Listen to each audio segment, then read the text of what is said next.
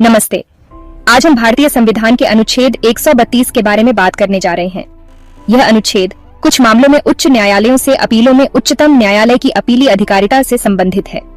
यह सर्वोच्च न्यायालय को कुछ विशिष्ट परिस्थितियों में उच्च न्यायालयों के निर्णयों के विरुद्ध अपील सुनने का अधिकार प्रदान करता है।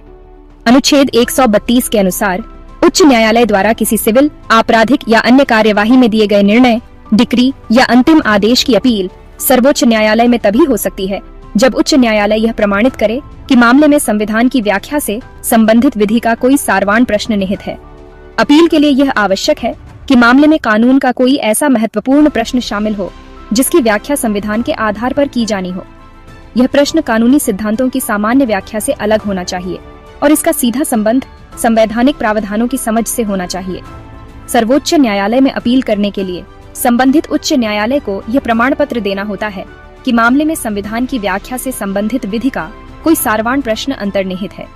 यदि उच्च न्यायालय ऐसा प्रमाण पत्र देने से इनकार कर देता है तो अनुच्छेद 136 के तहत सर्वोच्च न्यायालय से विशेष अनुमति लेकर अपील की जा सकती है।